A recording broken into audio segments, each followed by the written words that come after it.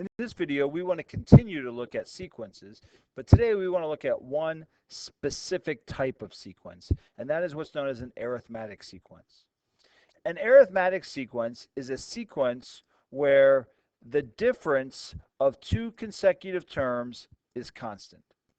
That means if you take two terms in the sequence and you subtract them, difference, you subtract them, you get the same number every single time. So another way of what that means then is you always add the same thing to get the next term. And you'll see what we mean with an example here. So the difference is what you get when you add. So let's look at an example. If I have the sequence 2, 6, 10, 14, my difference is if I took 14 minus 10, 10 minus 6, 6 minus 2, all of those give me a difference of 4.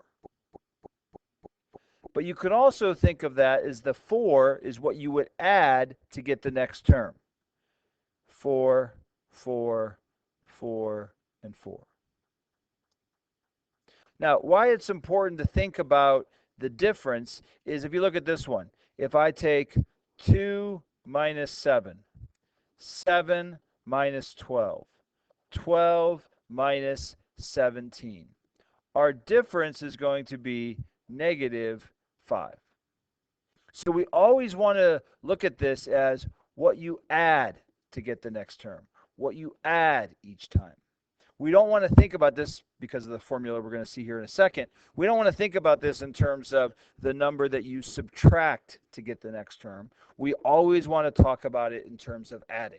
It's always addition. So we say we're adding negative 5 each time. Here we would have 10 minus 7, 7 minus 4, 4 minus 1. And all of those give us a difference, or a D, of 3. So let's say we want to find the 20th term. Well, here, my difference, I can take 21 minus 15, 15 minus 9, 9 minus 3. All of those give me 6. So if I add 6, my next term is 27. If I add 6, my next term is 33. But that's going to take a long time to get all the way to the 20th term. So because of that, we're going to have a formula that we can just plug these numbers in to get us to the 20th term. So here is our formula. This is the formula for the nth term.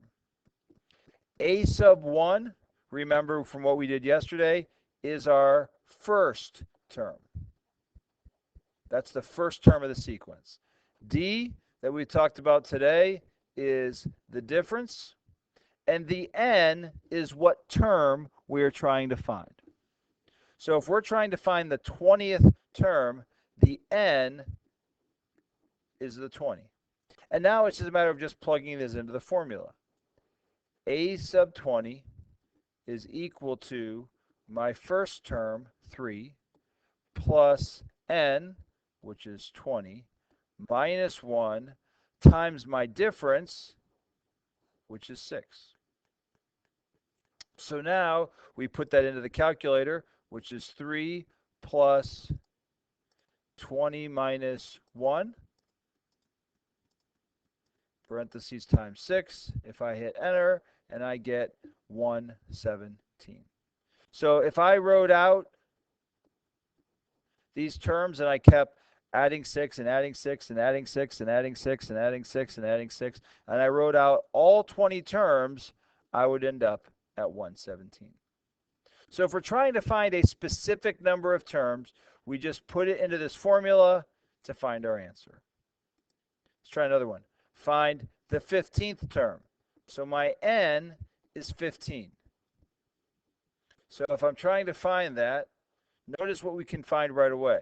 My first term is 35. We have 15 minus 1. But what I don't know is the difference. So I need to find the difference. So I'm going to take 26 minus 29.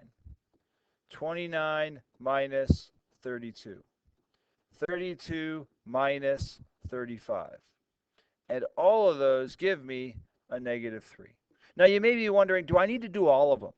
Because if I just do the first one, I'm going to get the same thing. Now, why that's important, though, as we go forward, is if you have something like this. Let's say 1, 4, 8, 13. And if you do this and you get 13 minus 8, well, that's 5. 8 minus 4, that's 4. 4 minus 1, that's 3. I don't get the same thing every time, so this is not an arithmetic sequence.